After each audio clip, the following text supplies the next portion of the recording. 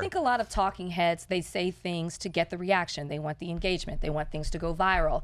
And it a lot of times comes from a misinformed place. It's not rooted in any type of fact and evidence. It's just rooted by opinion, but a lot of people gravitate to that. What's provocative, what's loud, what grabs attention. But I would say that, you know, there's something that you said that made me think of, it was like, you said a humanity, like that's just humanity. I think it is. But I also feel like me, who I am as a woman, as a Black woman, there are certain things that are happening in this country that are directly attacking me, who I am as a person, in a way that we have not seen in decades. You know, it seems like every day I'm seeing a headline that is something that particularly attacks me, right?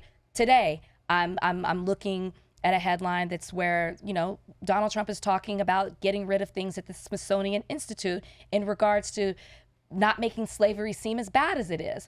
Do I want to talk about slavery all the time? No. Absolutely. When I do have to talk about slavery, am I talking about it because I'm trying to make someone who's white feel bad? No. But we can't whitewash the history in this country.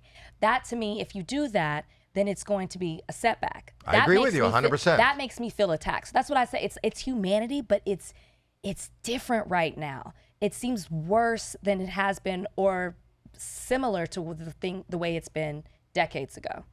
Well, my mom, rest her soul, she would disagree because of what she dealt with. You know, you're from Belize. Yeah, my mom's from Belize. My mom, you know, like she was a nurse.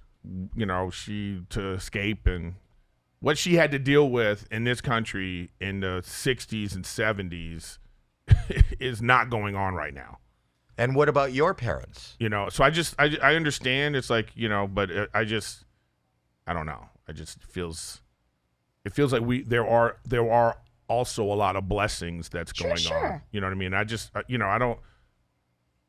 I don't want to act like we're digressing or regressing back to like the 1950s, because that's not true. Well, maybe not in the sense of, there's segregation. I'll answer your question about my parents, where there's segregation. But if you're talking about the 1965 Voting Rights Act, that's almost completely going to be taken away.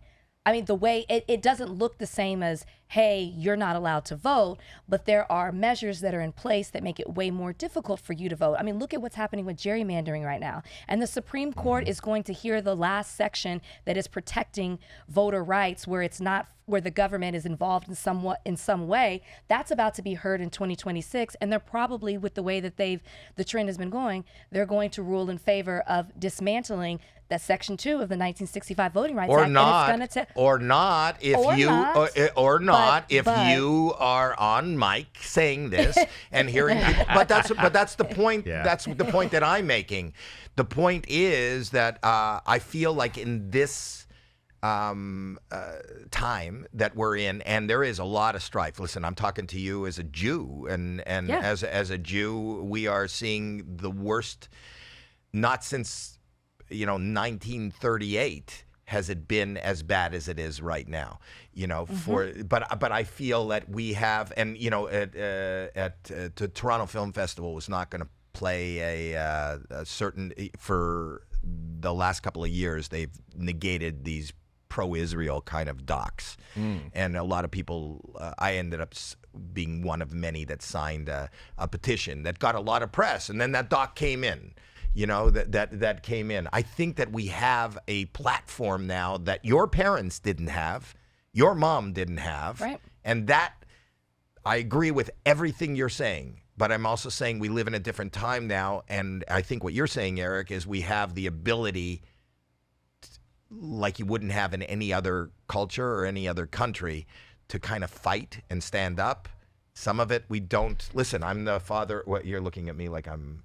Because we live in a democratic republic. So it's not like we're voting for our representatives that then are supposed to represent us, and our representatives right now are not necessarily representing us. And especially when you have gerrymandering, then they're definitely not going to represent the population that is in that state. So then you don't really have a voice except for to stand up and yell.